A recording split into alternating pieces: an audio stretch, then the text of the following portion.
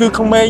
ស្ទៀវមកក្រុមគាត់បានទៅលេងសង្ក្រានវត្តកបោលប៉ុន្តែស្រាប់តែមកដល់ចំណុចការខែនេះប៉ះដៃចកោតគ្នាបណ្ដាឲ្យយុវជនម្នាក់ត្រូវបានរថយន្តនៅកុងតឺន័រកិនបែកក្បាលធ្លាយខួរស្លាប់បងប្អូនឃើញជាក់ស្ដែងគឺខួរម្ដុំនៅខាងក្រោមកង់រថយន្តខាងស្ដាំចំណែកឯសារសពជនរងគ្រោះមានឈាមដាក់ផោពេញផ្លូវតែម្ដងគឺនៅខាងក្រោមកង់រថយន្តខាងឆ្វេងពួកគាត់ទៅលេងសង្ក្រានវត្តកបោលចិត្តដល់ទៅហើយបែរជាជួបគ្រោះអកុសលបណ្ដាឲ្យជនរងគ្រោះបានស្លាប់ចំណែកឯបពពួកគាត់ចំនួន2នាក់ទៀតបានរងរបួសភាគីម្ខាងទៀតជិះម៉ូតូគ្នា2នាក់ក៏បានរងរបួសត្រូវបានបញ្ជូនទៅកម្មមន្ទីរពេទ្យដូចគ្នាគាត់អាចជឿជាក់ពីហេតុការណ៍នោះតិចបានទេមុនដំបូងតាមហេតុមកគ្នាខ្ញុំជិះមកខាងវិញស្រេងបងខាងវិញជិះពោះទៅណាវិញគោលដៅទៅវត្តកបោលឮថាមានកម្មវិធីនៅហ្នឹងហ្នឹងបាទហើយមកដល់គោលដៅចំណុចការហេតុយ៉ាងម៉េចអូនជិះមកដល់ហ្នឹងលក្ខណៈយើងជិះរ៉េតទេតែគេខាងនោះគេជិះចេញមកវាអកសើគេឆ្លងមកទៅប៉ះដៃចកោតគ្នាចូលឡានហ្មងហើយណៃធ្វើដំណើរបានអ្នក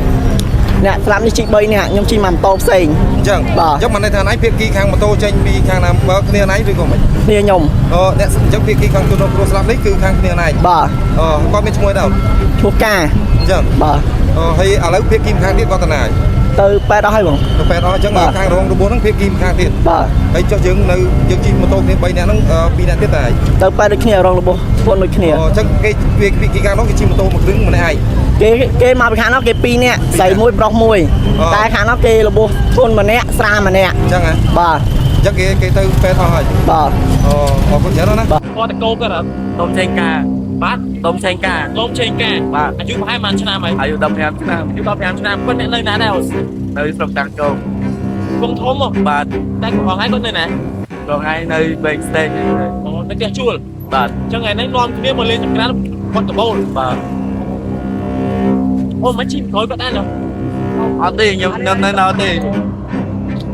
អូឃើញស្ដាយមកចុះទៅចុះរថយន្តទៅបាត់ទៅគាត់បាត់ហើយ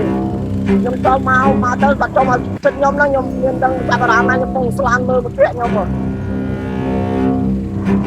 ប្អូនគឺក្បាលរបស់ជនរងគ្រោះហ្នឹងគឺត្រូវបានរថយន្តកិនឡើងសម្ប៉ែតហើយផ្ទុះខួរមកចំនឹងកង់ខាងស្ដាំនេះបងប្អូន